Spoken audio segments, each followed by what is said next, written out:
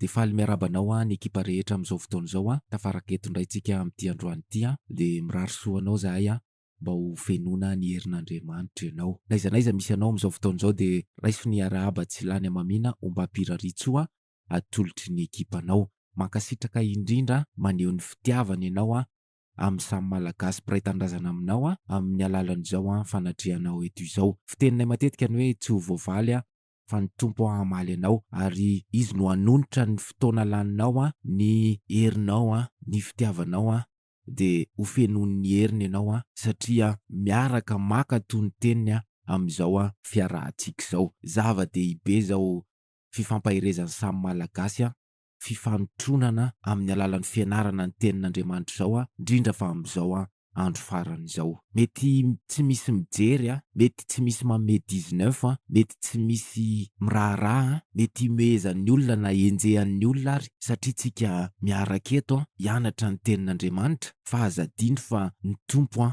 mahita an'izao. Izy ny nandidy antsika hoe ataovy mpianatra ny firenena rehetra de ndreto tsika manatanteraka an'izany hianatra ny teniny tandremo sao de kivikivy tandremo sao de variana mijery ny olona ny mpananiany sy ny mpanakina rehetra fa ny tompo no momba antsika amin'izao zavatra ataontsika izao. Faly izy zao amin'izao fotoana izao ka tsika koa tokony ho faly satria tafaraka eto indray. Ndao hisaotra ny tompo fa nomeny fotoana indray tsika. Ndao hisaotra ny tompo fa noho ny famindrapony sy ny fitiavany de tafaraka eto indray tsika. Misy olona ve any mbola tsy nanatanteraka ny fisaorany androany mbola tsy tara fa afaka manao an'izany tsara mihitsy zao. Ny fisaorana de fanehoana fankasitrahana amin'ilay nahary antsika. Raha itsika samy tsika ary mahay mifampisaotra, mahay mifanaja amin'ny fahalalam-pomba rehetra zay heverintsika fa hampirindran'ny fiarahamonintsika maika fa ilay nahary. Raha nisy nanadino tamin'ity androany ity, raha nisy mbola tsy nahavita an'izany, indrindra fa ireo olona mbola tsy mahay misaotra an'Andriamanitra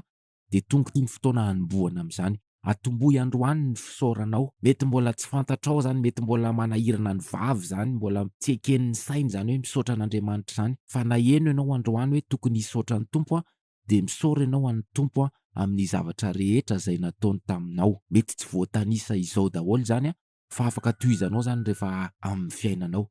Fa izao aloha tsika miaraka daholo hoe ndao hisaotra ny tompo fa tafaraka eto indray tsika androany. Ndao hisaotra ny tompo fa velonaina soamatsara nahazo tombonandro androany. De mbola apitsika hoe ndao hisaotra ny tompo fa mbola nomeny ny teniny ianarana indray amin'ity androany ity. Ny fisaorana ny tompo de mariky ny fanetretena ihany koa. Tena mila manetry teny tsika fa tsinitsinina, tsy noho ny fahalalana, na noho ny hery, na noho ny bogosité, na noho ny voninahitra, na ny vola makarena zay ananantsika, fa noho ny fahasoavany sy ny famindrapony. Ny fitiavany lehibe mahagaga no nahatoy izao antsika. De zany mahatonga hoe manasa ny malagasy rehetra mihitsy ny tenin'Andriamanitra amin'ity androany ity ndao hisaotra ny tompo fa mendrika azy ny dera sy laza ny voninahitra mandrakizay. Ataovy ary ny fisauranao mba tonga de fanetretena no hoentintsika mangataka ny fanatrehan'ny tompo amin'ity androany ity. Raha mbola misy olona amin'izao fotoana izao mbola tsy mahafantatra loatra ny à gauche à droite amin'ity fandaharana ity de izao fandaharana izao de mampatsiahy ny malagasy rehetra mba hikatsaka ny fanjakan'Andriamanitra fa efa ho avy Jesosy. Tena mila katsaka ny fanjakan'Andriamanitra zao amin'izao fotoana izao. Be da be ny zavatra mamirapiratra eto amin'ity zao tontolo izao ity vao mihiratra masontsika de feno zavatra be da be mampite hinana, mampite hividy, mampite hanana. De variana amin'izany ny fisainana de matetika adino ny mikatsaka ny fanjakan'Andriamanitra. Zao fandaharana zao de mampatsiahy fa ny devoly de manao zay fomba rehetra tsy ahatongavan'ny olona any an-danitra. Ka sarotsaroana ny zavatra mamirapiratra ohatran'ny tao hoe mahafinaritra.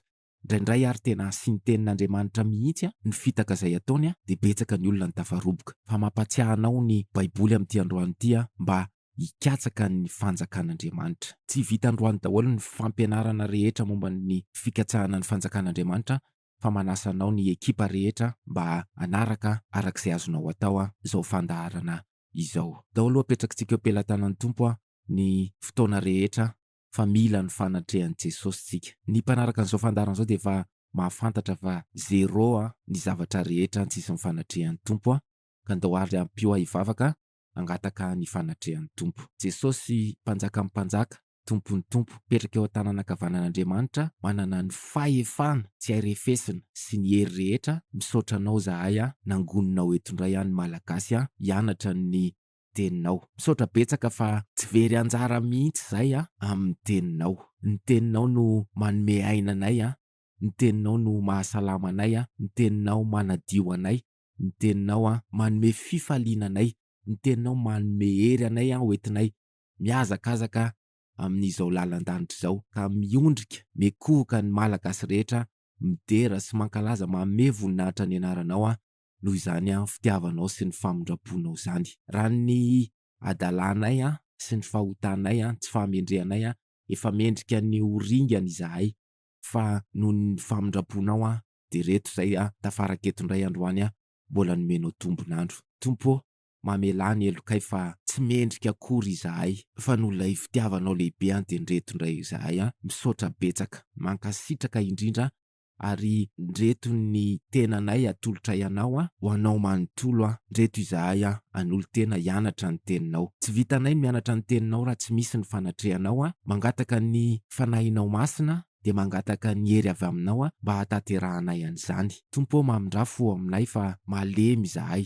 tsy mahavita inona, mamindrafo aminay fa zero mihitsy izahay, fa raha tsy ny fanahinao masina sy ny herinao de tsy havita ny hianatra ny teninao izahay. Ka mangataka ny fanatrehanao zay hatramin'ny voalohany ka hatramin'ny farany mba ahatotosan'izany de hiala maina ny devoly ka ho feno ny herinao ny tsirairay avy izay mangetaeta izay ankatoa ny teninao amin'ity androany ity. Dera sy laza sy voninahitra mandrakizay no atolotry ny malagasy ianao amin'izao fotoana izao, amin'ny anaranao nanaovana izany vavaka izany tsika rehetra na hoe amen. Androany tsika de hianatra ny bokin'ny Deoteronomia toko 15. Hovakina aminao amin'ny anaran'i Jesosy zany bokin'ny Deoteronomia zany toko 15 ray manontolo. Mangataka anao mba hanaja ny tenin'Andriamanitra. Marina fa mety hoe mivarotra, manao zavatra hafa any anaty busy no andraisana an'izao fandaharana izao fa oka ny tsirairay avy mba hanaja ny tenin'Andriamanitra. Deoteronomia toko 15 andiny voalohany ka hatramin'ny farany. Amin'ny anaran'i Jesosy,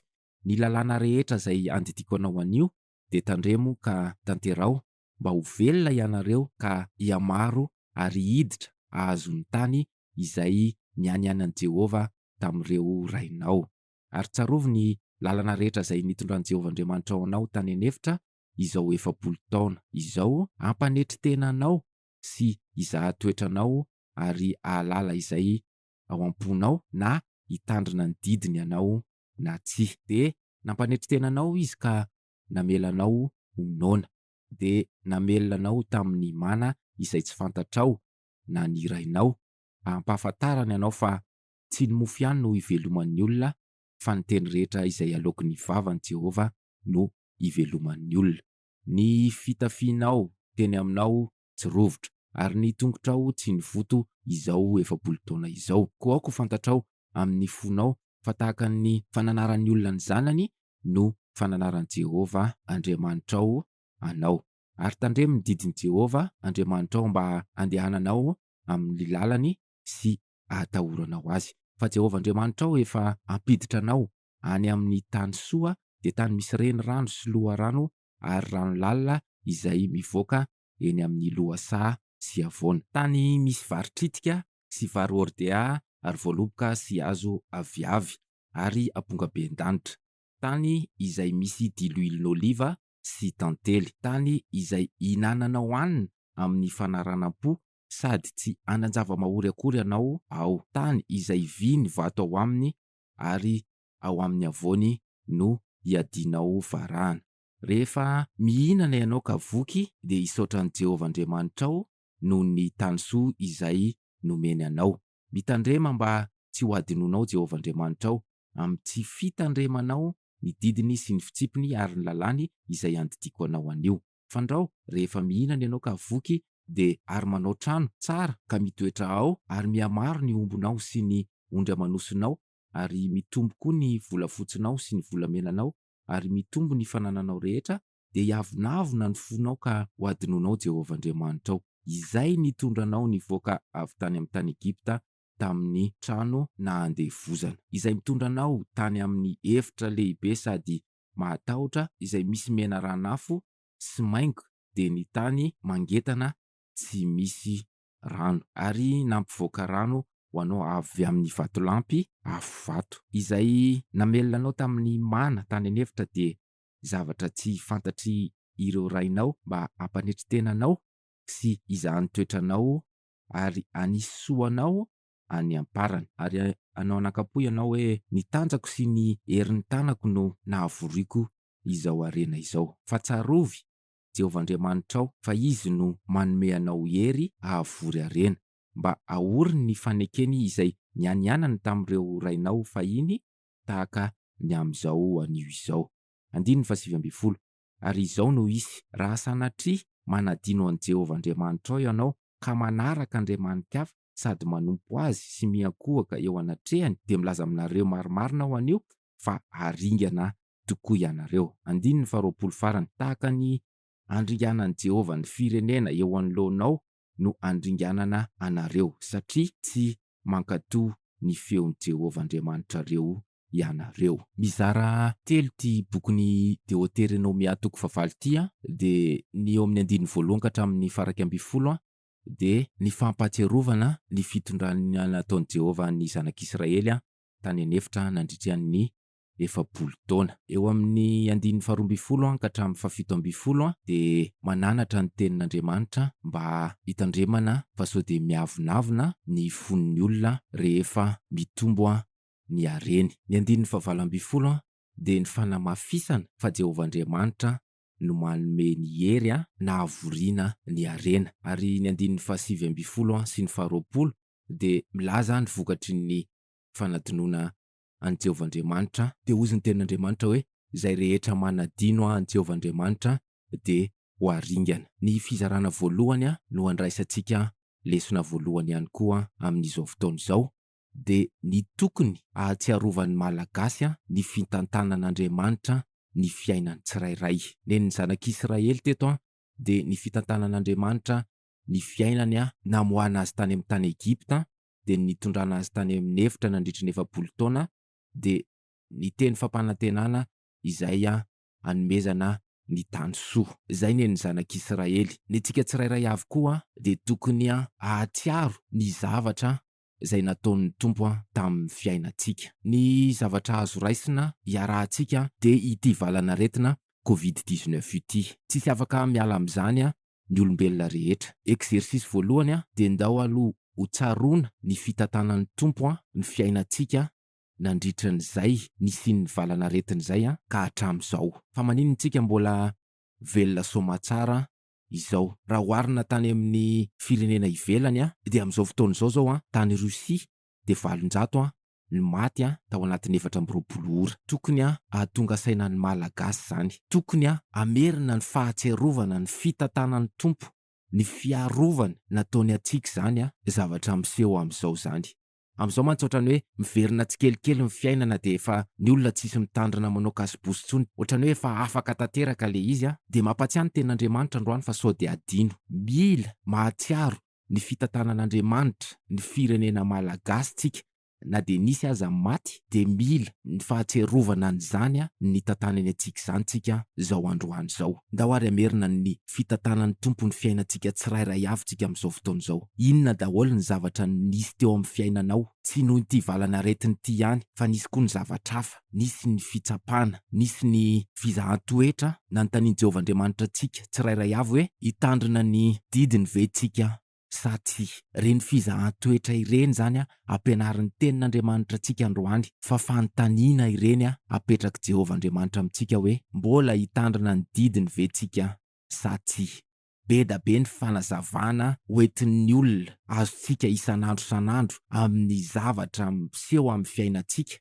Fa androany ny Baiboly de mampatsiahy fa ireo zavatra rehetra miseho amin'ny fiainantsika de fanontaniana direkta mipetraka amin'ny tsirairay avy hoe mbola hitandrina ny didin'Andriamanitra ve tsika sa tsy. Tena tokony haka fotoana mihitsy ny malagasy rehetra ahatsiarovana ny fitantanan'ny tompo ny diantsika hatramin'izay ka hatramin'izao. Efa nisy inona teo amin'ny fiainanao? Efa mba tsapanao ve zany fizahan-toetra zany? Tenin'Andriamanitra de milaza fa ny fanohanana de midika fa tsy ny mofo ihany no iveloman'ny olona fa ny teny rehetra zay alokan'ny vavan'Andriamanitra. Misy ny mana izay omen'Andriamanitra antsika isan'andro ankoatran'io mofo io.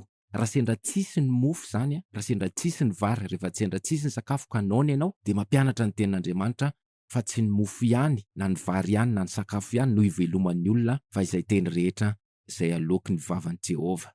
Efa mba tsapanao ve zany? Tapaka ny asa tamin'ireny confinement reny. Efa nanana an'izany fahatsapany zany ve ianao fa natapaka ary ny asa, ny tompony tantana foana de ndreto indray tsika tafavory eto androany. Nisy mihitsy nefa vo de sitrana, misy mbola tsy vo mihitsy. Fa androany tsika de reto daholo tsika mbola novoriana eto indray androany. Tsaroanao ve zany fitantanan'ny tompo zany tamin'ny fiainany tsirairay avy? Miresaka fiainana andavanandro koa izy satria ozy ny tenin'Andriamanitra hoe ny fitafiana tsy rovitra, ny tongotrao tsy ny voto. Ny tantanan'Andriamanitra tsika rehetrarehetra mbola nomeny ny zavatra ilaitsika isan'andro tamin'ny fiainantsika. Dinio ny fiainanao mitafy ianao misakafo ianao mbola mijoro amin'ny tongotrao ianao, nomeny fahasalamana ianao. De zany rehetrarehetra zany ampianarin'ny tenin'Andriamanitra antsika androany tandremo sao de adino zany soa nataon'i Jehovahandriamanitra tamintsika zany. Maka fotoana indray zany androany mitanisa indray inona koa ireo soa zay rehetra nataon'ny tompo tamin'ny fiainany tsirairay avy. Ny teny fampanantenana be da be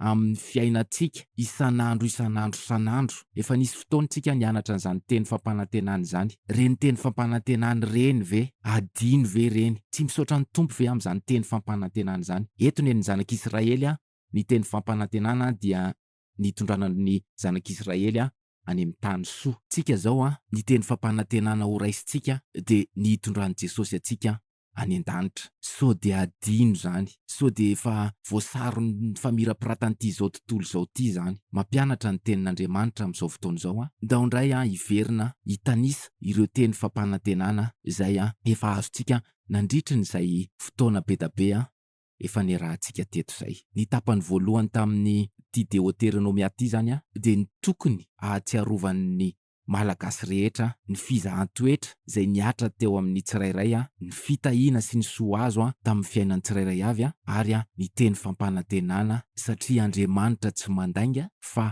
manatanteraka io teny fampanantenana rehetra zay nataony. Ny tapany faharoa indray de ny eo amin'ny 120 ka hatramin'ny 720. Mananatra ny tenin'Andriamanitra fa sao de miavonavona ny fon'ny malagasy satria nahazo arena, nahazo trano, nahazo tomobila, nahazo vady, afaka concours, afaka fanadinana, salama tsara, sitrana. Ozy ny tenin'Andriamanitra hoe fandrao rehefa mihinana ianao ka voky ary manao trano tsara ka mitoetra ao de hiavonavona ny fonao ka ho adininao Jehovahandriamanitra ao. Ndao andiny tena amin'ity androany ity, inona ny zavatra miseho amin'ny fiainanao amin'izao fotoana izao? Satria ve nahazo vady de mihevitra ny tena ho tsara tarehy? Satria ve sitrana tamin'ny arety mandringana coronavirus de mieritreritra fa be anticorps? Satria ve nahazo trano de mieritreritra fa mahay mitady vola? Satria ve afaka fanadinana de mieritreritra fa mahay? Afaka concours de mieritreritra fa tena hoe mahay? De mampitandrina ny tenin'Andriamanitra fa zany rehetrarehetra zany no mahatonga ny olona hanadino an'i Jehovahandriamanitra. Nisaotra ny tompo ve ianao satria nahazo vady? Nisaotra ny tompo ve ianao satria afaka concours? Nisaotra ny tompo ve ianao satria sitrana noho ny amin'ny aretina? Nisaotra ny tompo ve ianao satria nandresy tany amin'ny tribonaly? Be da be ny zavatra ataon'ny tompo amin'ny fiainan'ny malagasy fa mampitandrina ny tenin'Andriamanitra hoe fandrao hiavonavona ny fonao ka ho adinonao Jehovahandriamanitra ao. Na inona zavatra mitranga amin'ny fiainan'ny tsirairay de ozy ny tenin'Andriamanitra eo amin'ny 120 amin'ny anaran'i Jesosy fa tsarovy Jehovahandriamanitra ao fa izy no nanome anao hery ahavory arena. Andriamanitra mihitsy ny manome hery ny olona hanatanterahany fiainany andavanandro. Tsy misy malagasy tokony hiteny zany hoe izaho be diplôma de mahay an'izao, izaho tena tsara tarehy de nahazo vady, izaho tena mafy be ka tsy mety marary mihitsy, izaho tena be anticorps ka tsy tratra n'io virus io mihitsy izaho tena be voninahitra satria izaho tena nianatra be de nahazo an'izao toerana ambony zao. Raha tonga amin'ny fiainanao zany de ozy ny tenin'Andriamanitra hoe mba ahoriny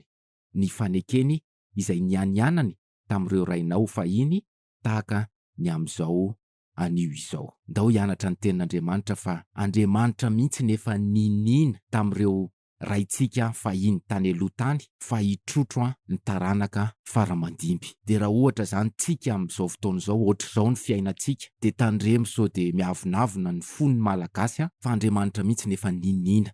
Mba azokazonao an-tsaina ve zany hoe Andriamanitra minina zany? Ny olombelona raha minina tsy mahatanteraka amin'ny fianianany kory fa Andriamanitra efa nianina tamin'ireo raitsika tany aloha tany de zany no mahatonga antsika ohatr'izao. Tsy mendrika akory tsika ny tokony ohatr'izao fa tokony ho ringana fa noho zany fianianan'Andriamanitra ary avaoziny iray zany amin'ity androany ity no mahatonga antsika ohatr'izao. Ka nisy malagasy ve fa nieritreritra fa ny heriny, ny volany, ny harenany, ny voninahiny, ny bôgôsitehany, ny fahaizany, ny fahalalany, ny tanjany sy ny heriny nahatonga azy ohatr'izao? Non et non et non. Jehovah Andriamanitra nanome hery atsika atotosantsika ny fiainantsika andavanandro sy nahatonga antsika ohatr'izao. Indrindrindrindra fa efa nianina izy tamin'ireo raitsika fahiny tany fa hitrotro izao taranaka malagasy zao. Eo amin'ny 1920 ka hatramin'ny 20 de milaza ny zava-doza ho an'izay rehetra manadino an Jehovah. Ny fanadinoana an Jehovah de midika fa manompo sampy ny olona anankiray. Ny fanompo-tsampy tsy hoe mankany amin'ny mpanao fanafody gasy foana fa ny fanompo-tsampy de ny fananana zavatra anankiray na solo an'Andriamanitra. Ohatra hoe misy olona mitady vola foana izy de lasa iny zany ny sampiny satria tsy misy fotoana ho an'i Jehovah Andriamanitra intsony eo amin'ny fiainany fa vola foana. De zay koa zany fanompo-tsampy endriny anankiray. Miresaka telefônina foana tsika, misy olona miondrika mikoky eo amin'io telefônina io foana, io foana de fa endrika anankiray koa zany ny telefônina indray zany nasolony an Jehovah Andriamanitra de lasa iny indray zany ny sampy. Mety misy olona ve mieritreritra hoe ny mpanompo sampy de le mandeha manompo sampy any amin'ny lagrotte reny le makany amin'ny le milaza zomahay reny le manao fanafody gasy reny, be da be ny endrika fanompo-tsampy. Tandremo misy malagasy manadino an Jehovah noho ny amin'ny zavatra anankiray. Na inona na mety olona koa io na zavatra io misolo ny plasin'ny Jehovah Andriamanitra eo amin'ny fiainany de zay ny atao hoe manompo sampy. Loza ny valin'izany satria ozy ny ten'Andriamanitra eo amin'ny 2:20 farany hoe tahaka ny andringanan'i Jehovah ny firenena eo anoloanao no andringanana anareo. Hitantsika ny fandringanana teo anoloantsika.